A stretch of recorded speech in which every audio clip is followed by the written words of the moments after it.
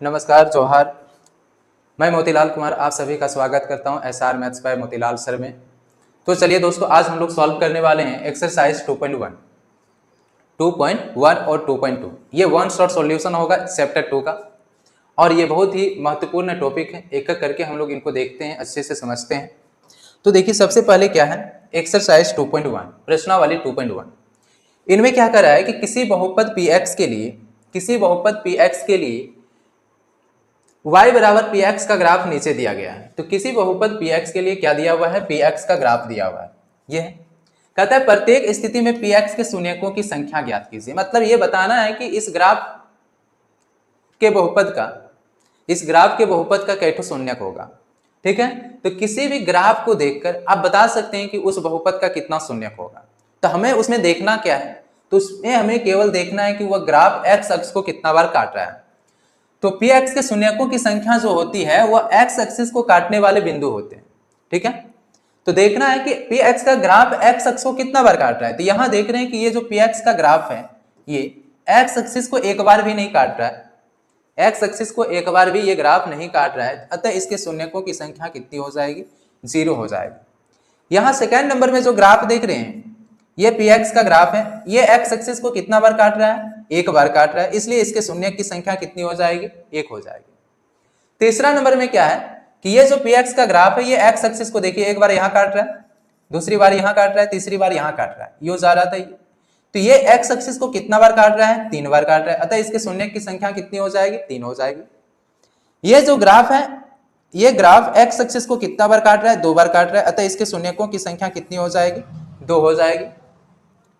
5 number में जो graph है ये x एक्सिस को 1 बार, 2 बार, 3 बार, 4 बार काट रहा है, 1 2 3 4। तो इसके शून्यकों की संख्या कितनी हो जाएगी, 4 हो जाएगी। ठीक है, 6 नंबर में जो ग्राफ है ये x एक्सिस को देखिए, एक बार यहां पूरा काट दिया, एक बार छू के निकल गया, दूसरी बार और तीसरी बार भी केवल छू के निकल गया। तो ये ग्राफ x एक्सिस को कितना बार काट रहा है, 3 बार। कितना बार, 3 बार। अतः इसके शून्यकों की संख्या कितनी हो जाएगी, 3 हो जाएगी। ठीक है, तो ये एक्सरसाइज 2.1 था और ये अति महत्वपूर्ण है, ऑब्जेक्टिव की दृष्टिकोण से आता ही है। तो ख्याल रखना है कि x एक्सिस को ग्राफ कितना बार काट रहा है उतना ही उसका क्या होगा, शून्यक होगा। चलिए, अब एक्सरसाइज 2.2 है। एक्सरसाइज 2.2 इनको सॉल्व करते हैं। तो पहला नंबर क्वेश्चन है कि द्विघात बहुपद के शून्यक। द्विघात बहुपद कल हम लोग देखे थे कि द्विघात बहुपद का फॉर्म जो होता है, सामान्य रूप जो होता है वह ax² plus bx plus c होता है। ax² प्लस bx प्लस क्या होता है, c होता है। जहां हमें ये याद रखना है a का वैल्यू क्या होता है, तो ax² का गुणांक होता है, b क्या होता है, x का गुणांक होता है और c क्या होता है, अचर पद होता है। जैसे एक बहुपद है ये, मान लीजिए x² माइनस 2x माइनस 8। बताइए इसमें a का वैल्यू कितना है, इसमें a का वैल्यू कितना है। तो a यहाँ पे क्या हो जाएगा, x² का संख्यात्मक मान देखिए कितना है, 1 है। x² का संख्यात्मक मान कितना है, 1 है, तो a का वैल्यू 1 हो जाएगा। b कितना होगा इसमें, तो b बराबर देखिए x का गुणांक को क्या कहते हैं, b, x के साथ जो रहता है उसको b कहते हैं। तो x के साथ क्या है, -2 है, तो b बराबर क्या हो जाएगा, -2 हो जाएगा। c किसको कहते हैं, तो c अचर पद को कहते हैं, मतलब जिसके साथ चर राशि नहीं होती। तो यहाँ अचर राशि क्या है, -8 है, तो c बराबर क्या हो जाएगा, -8 हो जाएगा, याद रखिएगा। अब जैसे एक क्वेश्चन है इसमें 5 नंबर में, इसमें बताइए कि a का मान कितना होगा। तो a देख रहे हैं t² कोएफिशिएंट, t² का कोएफिशिएंट कितना है, 1 है, तो a का मान 1 हो जाएगा। बताइए b का मान कितना होगा, b का मान कितना होगा। तो देखिए b किसको कहते हैं, x का गुणांक। तो यहाँ t के फॉर्म में बहुपद है तो t का गुणांक देखना है, तो t वाला टर्म है ही नहीं। तो जो टर्म नहीं होगा, जो पद नहीं होगा उसका गुणांक जो होगा क्या होगा, 0 हो जाएगा। तो याद रखना है जो नहीं है उसका वैल्यू कितना होगा, 0 होगा। तो यहाँ b वाला टर्म नहीं है तो वो क्या हो जाएगा, 0 हो जाएगा। और c क्या हो जाएगा, तो c यहाँ देख रहे कांस्टेंट कितना है, -15 है, तो c क्या हो जाएगा, -15 हो जाएगा। इसको अच्छे से समझ लीजिए, a b c का मान कैसे निकाल। जैसे यहाँ 4 नंबर में भी है, तो 4 नंबर में u² मतलब ये तो a हो गया, x वाला टर्म है मतलब u का टर्म है, तो क्या हो जाएगा, b बराबर 8 हो जाएगा। लेकिन अचर पद नहीं दिख रहा है, तो अचर पद नहीं दिख रहा है मतलब c का मान कितना हो जाएगा, 0 हो जाएगा। ठीक है, ये समझ में आ गया। तो चलिए एक एक करके हम लोग सॉल्व करते हैं। तो 2 नंबर का एक्सरसाइज 2.1 का पहला नंबर क्वेश्चन है, कहते हैं x² माइनस 2x माइनस 8 का क्या ज्ञात कीजिए, शून्य ज्ञात कीजिए। सबसे पहले क्या ज्ञात करना, शून्य ज्ञात करना। और एग्जाम में भी आपका क्या आता है, शून्य ज्ञात करने के लिए ही केवल आता है, आपको जांच करने के लिए नहीं कहेगा। तो हमें यहाँ क्या करना है, शून्य ज्ञात करना है। तो देखिए द्विघात बहुपद का शून्य ज्ञात करने के लिए सबसे पहले हम उन्हें क्या करेंगे, फैक्टराइज करेंगे, मतलब गुणनखंड के रूप में लिखेंगे। और किसी भी द्विघात बहुपद को गुणनखंड करने का केवल दो तरीका, एक परफेक्ट स्क्वायर मेथड है और दूसरा स्प्लिटिंग मेथड है, मतलब मिडिल टर्म को दो पदों में विभाजित करके। तो ये कंप्लीट स्क्वायर में तो आएगा नहीं क्योंकि फर्स्ट का स्क्वायर है, लेकिन 8 किसी का होल स्क्वायर नहीं होता है, इसलिए इसमें आना आएगा। a प्लस बी का होल स्क्वायर या a माइनस बी के होल स्क्वायर में नहीं आएगा। तो दूसरा मेथड है कि फर्स्ट और थर्ड टर्म का मल्टीप्लाई करना है, फर्स्ट और थर्ड टर्म को मल्टीप्लाई करना है। इनको मल्टीप्लाई करेंगे तो -8x² आएगा। अब इसका ऐसा दो ठो फैक्टर लेना है जिसको ऐड करने पर -2x आए। तो बोलेंगे -8x² का जो फैक्टर होगा 2 इंटू क्या होगा 4, 8 हो जाएगा, और 2 प्लस -4 करेंगे तो क्या हो जाएगा, -2 हो जाएगा। दैट मीन्स इसका ऐसा फैक्टर है 2x और -4x, जिनको ऐड करने पर क्या हो जाएगा, -2x हो जाएगा, और मल्टीप्लाई करने पर -8x² हो जाएगा। इसीलिए हम इस x² -2x को क्या लिखेंगे, +2x -4x और -8 हो गया। अब यहां जैसे ही मिडिल टर्म को दो टर्म में विभाजित किए तो यहां 4 टर्म हो गया, दो दो का क्या बन गया, जोड़ा बन गया। तो सबसे पहले आपको क्या लगाना है, जोड़ा लगाना है। तो जोड़ा लगा दिए, पहले जोड़ा से जो कॉमन होगा उसको कॉमन ले लीजिए। यहाँ x कॉमन हो गया, x आ गया बाहर, बच गया क्या, x + 2। फिर दूसरे जोड़े से -4 कॉमन हो जाएगा, x प्लस क्या बच जाएगा, 2 बच जाएगा। अब देखिए एक जोड़ा में आ गए, तो एक जोड़ा में जब आए तो इसमें भी कुछ कॉमन हो गया, क्या कॉमन हो गया, x + 2। तो x + 2 बाहर हो गया तो बचा क्या, x, और यहाँ पे बच गया -4। दैट मीन्स इसका फैक्टराइजेशन, मतलब इसका गुणनखंड हो गया x + 2 x - 4। अब जब गुणनखंड हो गया तो शून्य के लिए क्या करना है, इसको 0 के इक्वल्स लिखना है। शून्य के लिए ये सभी गुणनखंड क्या होगा, 0 होगा। x + 2 = 0 होगा। दैट मीन्स x बराबर क्या हो गया, -2 हो गया। और x -4 बराबर भी क्या होगा, 0 होगा। देयरफॉर x बराबर क्या हो गया, 4 हो गया। इसलिए x बराबर क्या होगा, -2 और 4 होगा आंसर। ठीक, ये हो गया इसका शून्यक। तो इनका दोनों शून्यक निकल गया, -2 और 4। अब थोड़ा देख लेते हैं शून्यकों के गुणनफल और कोएफिशिएंट के बीच का संबंध, और उनके योगफल और कोएफिशिएंट के बीच का संबंध, मतलब शून्यक और गुणांक के बीच का संबंध की सत्यता की जांच भी कर लेते हैं। तो पहला जांच करेंगे कि शून्यकों का योगफल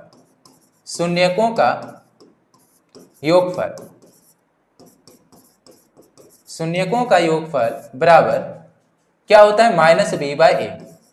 शून्यकों का योगफल बराबर क्या होता है, -b/a होता है। तो यहाँ शून्यकों का योगफल ज्ञात करना है। शून्य क्या है, -2 और 4, इनका योगफल बराबर -b/a। अभी बताए ना कि b क्या होता है, x का गुणांक होता है। तो b देखिए x का गुणांक है क्या बहुपद में, -2 है। तो b का वैल्यू क्या हो जाएगा, -2 हो जाएगा। a का वैल्यू कितना होगा, तो a होता है x² का गुणांक संख्यात्मक मान। तो x² का संख्यात्मक मान नहीं है, मतलब क्या होगा, 1 होगा। ठीक है, तो ये 1 हो गया। -2 + 4 करेंगे तो क्या हो गया, 2 हो गया। और इधर भी माइनस माइनस क्या हो गया, 2 प्लस हो गया, +2 हो गया। तो ये भी क्या हो गया, सत्यापित हो गया, मतलब ये सही है। शून्यकों का योगफल बराबर -b/a जो कथन था वह सही कथन था। दूसरा कथन क्या है कि शून्यकों का जो गुणनफल होगा, शून्यकों का गुणनफल बराबर होगा c/a का। तो शून्यकों का गुणनफल -2 × 4 बराबर c/a। तो c क्या होता है, अचर पद। अचर पद कितना है यहाँ पे, -8 है, तो -8 हो जाएगा। a का मान कितना हो गया, 1 हो गया। तो -8 = क्या हो गया, -8। यह भी सत्यापित हो गया। ठीक है, तो इसी प्रकार से हर एक क्वेश्चन को क्या करेंगे, पहले फैक्टराइज करेंगे, फिर उनका जीरोज निकालेंगे, मतलब शून्यक निकालेंगे, और फिर इनकी जांच करेंगे। तो चलिए अगले नंबर क्वेश्चन पे। अगला नंबर क्वेश्चन है 4s² - 4s + 1। इसका सबसे पहले क्या करना है, शून्य ज्ञात करना है। तो शून्य ज्ञात करने के लिए सबसे पहले फर्स्ट और थर्ड टर्म को क्या करेंगे, मल्टीप्लाई करेंगे। इन दोनों का मल्टीप्लाई करेंगे तो क्या होगा, 4s² ही होगा। इसका ऐसा दो फैक्टर लेना है जिनको ऐड करने पर -4x आए, ये -4s आए। तो इनका फैक्टर क्या होगा, -2, देखिए -2 × -2, -2s × -2s, मल्टीप्लाई करेंगे तो क्या हो जाएगा 4s² हो जाएगा, ऐड करेंगे तो -4s हो जाएगा। तो हमने 4s² -4s को तोड़ दिए -2s में, प्लस क्या हो गया 1 हो गया। अब जैसे मिडिल टर्म को दो टर्म में तोड़े तो यहाँ 4 पद हो गया, इन चारों पद में कॉमन क्या होगा, तो देखिए 2 का जोड़ा बन गया। पहले जोड़ा से क्या कॉमन आ गया, 2s कॉमन आ गया। बचा क्या यहाँ पे, 4 से 2 कॉमन लिए तो 2 बचा, एगो s बाहर हो गया तो एक तो s बचा, और यहाँ से -2s दोनों 2s बाहर हो गया तो क्या बचा 1 बचा। ठीक है, यहाँ है माइनस प्लस तो माइनस कॉमन हो गया, 1 कॉमन हो जाएगा दोनों से, तो ये बच गया 2s, प्लस से माइनस बाहर किए तो माइनस बच जाएगा तो -1, तो ये हो गया 2s - 1, और यहाँ है बच गया 2s - 1। दैट मीन्स अब शून्य के लिए, तो शून्य के लिए ये क्या होगा, 0 के इक्वल्स होगा।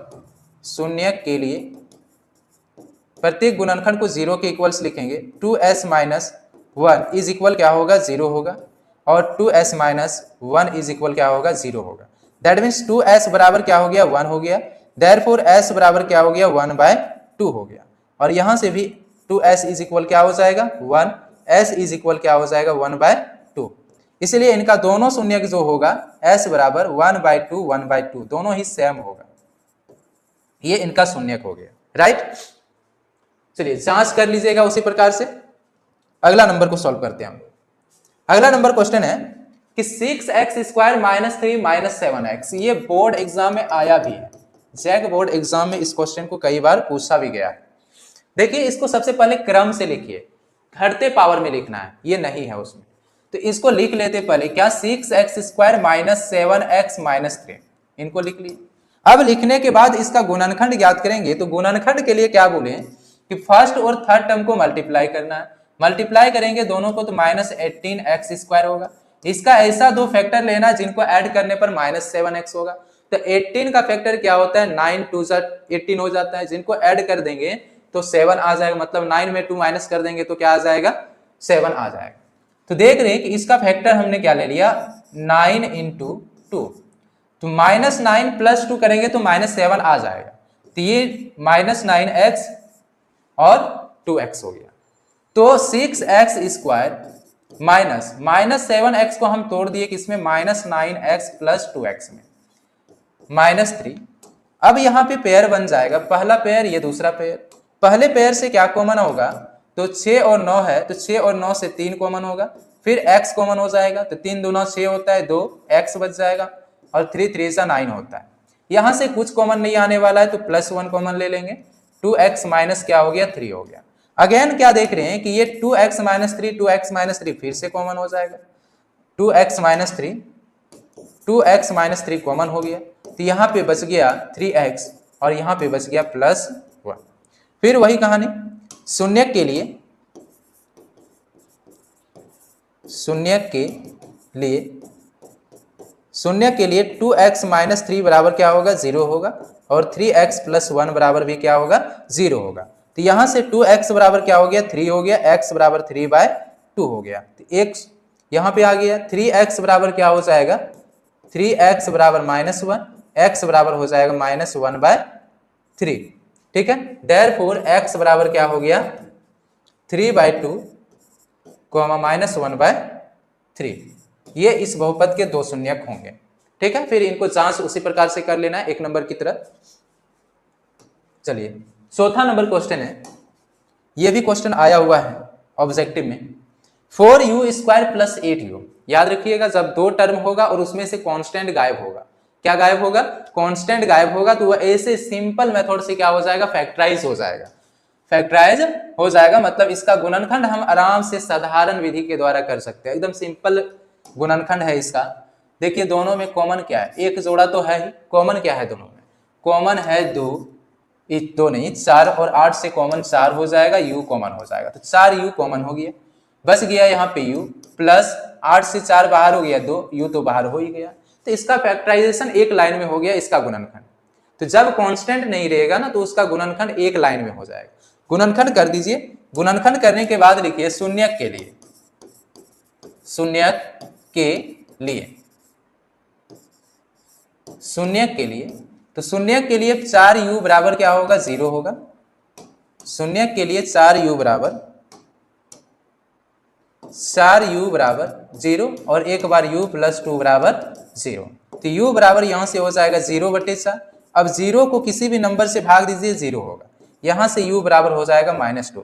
इसलिए इस बहुपद का जो दो शून्यक होगा, एक 0 होगा और एक क्या होगा, -2 होगा। राइट। चलिए अगला नंबर है 5, जिसमें भी देखिए क्वेश्चन क्या है कि t² -15 है। इसमें भी दो ही टर्म है, बट क्या है, इसमें से b वाला टर्म खत्म है, मतलब x का टर्म खत्म है। तो जब मिडिल टर्म नहीं रहेगा तो उसका फैक्टराइजेशन करने के लिए सबसे आराम विधि है, आसान सी विधि है, क्या कीजिए, इनको दो टर्म के होल स्क्वायर में लिख दीजिए। तो इनको हम क्या लिख सकते हैं, t² -√15 का होल स्क्वायर। 15 किसका स्क्वायर होगा, √15 का होल स्क्वायर होगा। तो t², अब इनका फॉर्मूला क्या होता है, जब दो नंबर स्क्वायर पे हो, याद रखना, जब दो नंबर स्क्वायर पे हो और बीच में माइनस लगा हो तो दोनों को एक बार सब्ट्रैक्ट करना और एक बार ऐड करना। दोनों को एक बार सब्ट्रैक्ट करना और एक बार क्या करना है, ऐड करना है।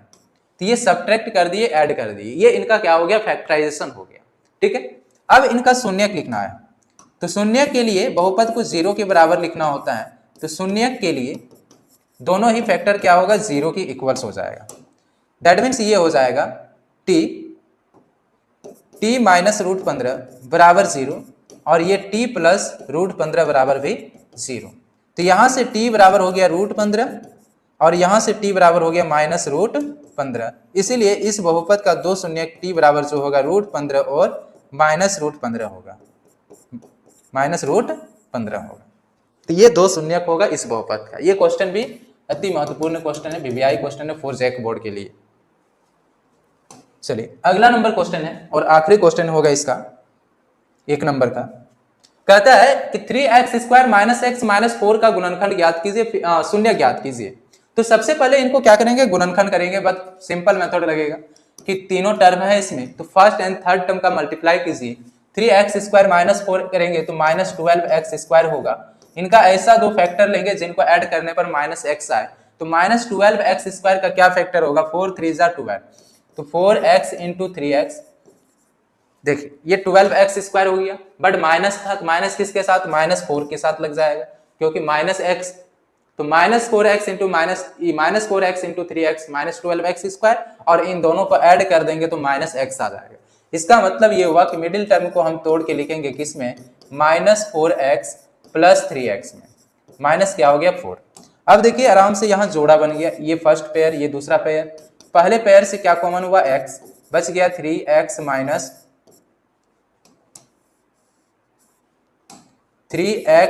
4।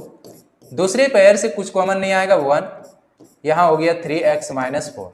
अब ये दो पेयर से एक पेयर में आ चुका है, तो यहाँ से कॉमन हो गया 3x - 4, 3x - 4, बच गया x + 1। अब शून्य के लिए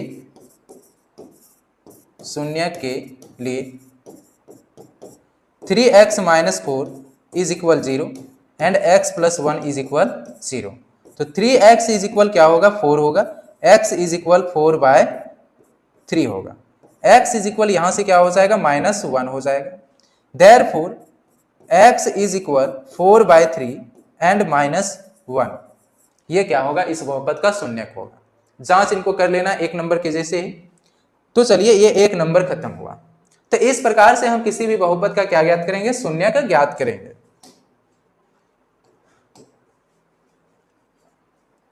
अब देखिए ये 2 नंबर का क्वेश्चन क्या था, 2.2 का second number question. Second number question क्या कह रहा है कि एक द्विघात बहुपद ज्ञात कीजिए। क्या ज्ञात कीजिए, द्विघात बहुपद ज्ञात कीजिए जिसके शून्यकों का योग, शून्यकों का योग मतलब समझ रहे हैं, अल्फा प्लस बीटा।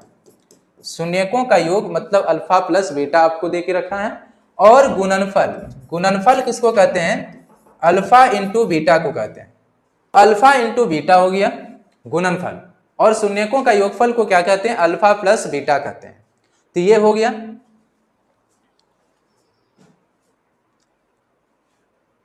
तो ये जो पहला मान दिया हुआ है शून्यकों का योगफल दिया हुआ है, और दूसरा वाला जो मान दिया हुआ है शून्यकों का क्या दिया हुआ है, गुणनफल दिया हुआ है।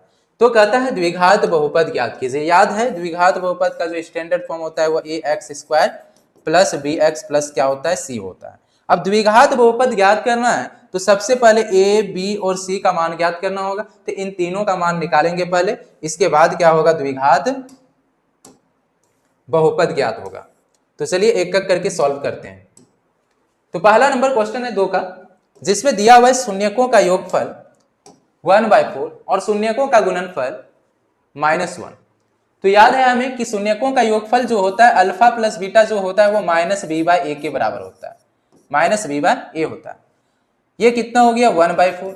और इधर देखिए अल्फा इंटू बीटा क्या होता है अल्फा इंटू बीटा है तो प्रोडक्ट क्या होता है अल्फा इंटू बीटा बराबर होता है c/a। तो यहाँ c/a हो गया -1। इसके नीचे कुछ नहीं तो 1 लगा सकते हैं। अब कंपेयर कीजिए दोनों साइड। देखिए दोनों साइड नीचे क्या है a है, दोनों ही साइड डिनोमिनेटर में क्या है a है। तो यहाँ a का मान 4 है, a की जगह पे यहाँ पे 4 है, बट यहाँ a की जगह पे क्या है 1 है। तो इस 1 को हमें 4 बनाना है। क्या बनाना है 4 बनाना है। तो इसको 4 बनाने के लिए किन से गुना करना होगा 4 से गुना करना होगा। तो जैसे 4 से गुना किए तो ये हमारा क्या हो गया c/a बराबर -4/4। अब आराम से दोनों साइड देखिए तो यहाँ a का मान क्या हो गया हियर a इज इक्वल हो जाएगा 4, b इज इक्वल क्या हो जाएगा तो -b इज इक्वल 1, तो b इज इक्वल क्या हो जाएगा -1 और c इज इक्वल क्या हो जाएगा -4 हो जाएगा। इसलिए द्विघात बहुपद बराबर, इसलिए द्विघात बहुपद बराबर हो जाएगा ax² प्लस bx+ c। बताइए a का मान कितना हुआ 4 हुआ तो 4 × x², 4x²। b का मान कितना हुआ -1 × x करेंगे तो -x हो जाएगा।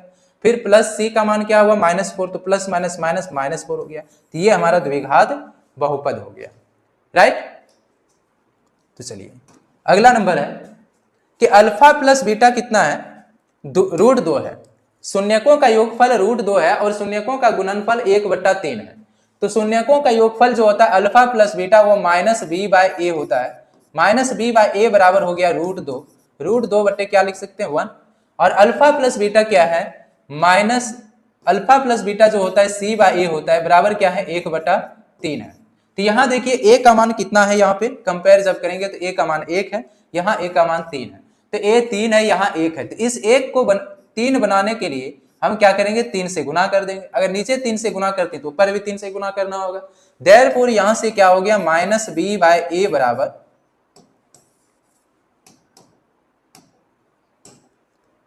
-b/a बराबर हो जाएगा 3√2/3।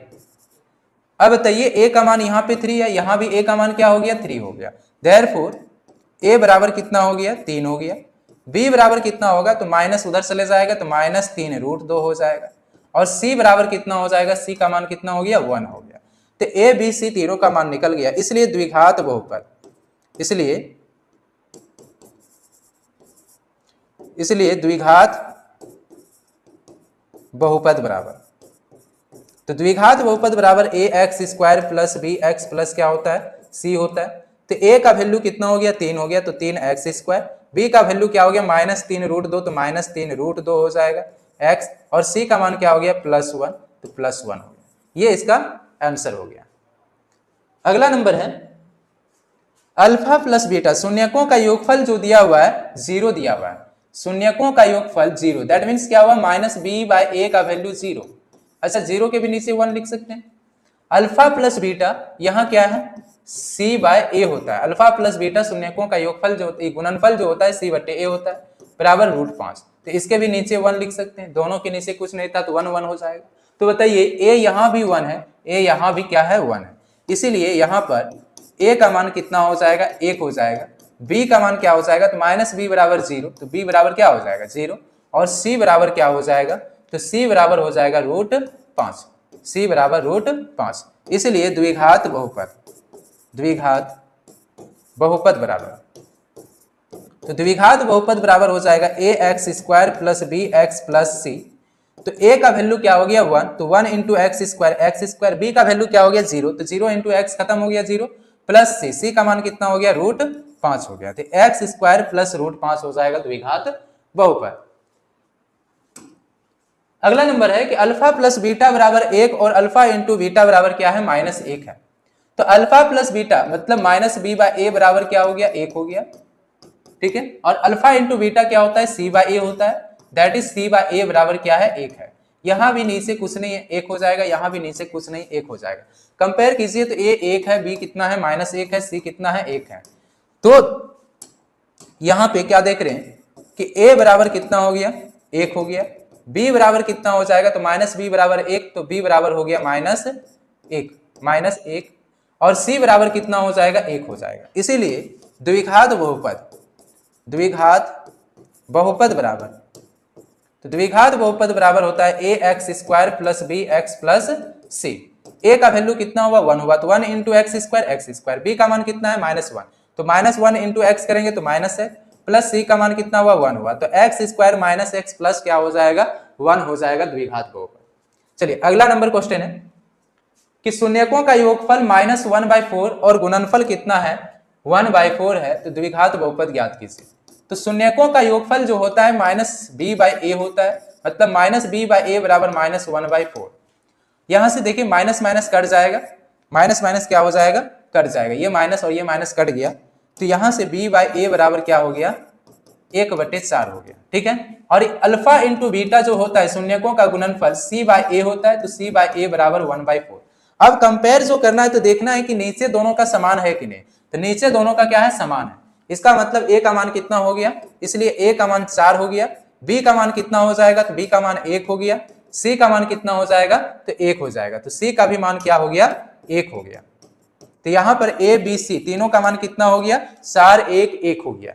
इसलिए द्विघात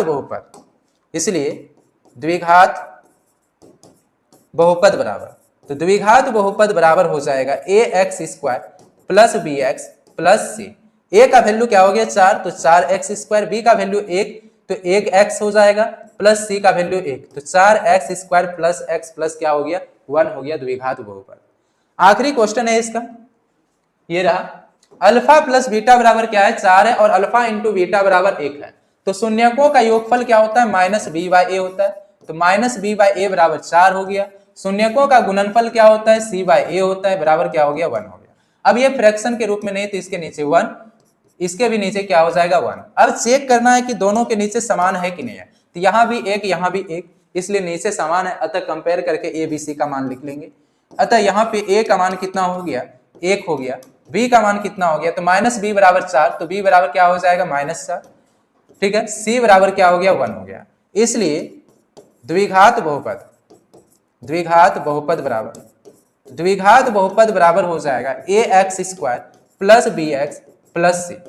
तो a का वैल्यू कितना हो गया, 1 हो गया, तो 1 इंटू x² प्लस b का वैल्यू -4, तो -4 क्या हो जाएगा, x हो जाएगा, प्लस c का वैल्यू कितना है, 1 है, तो प्लस क्या हो जाएगा, 1 हो जाएगा। ये द्विघात बहुपद होगा इसका। ये चैप्टर कंप्लीट हो गया, उम्मीद है समझ में आया होगा आप सभी को। अच्छे से इनको तैयारी कर लीजिए, क्योंकि जैक बोर्ड के लिए बहुत इंपॉर्टेंट आता है और इनसे क्वेश्चन आता ही आता है, ठीक है।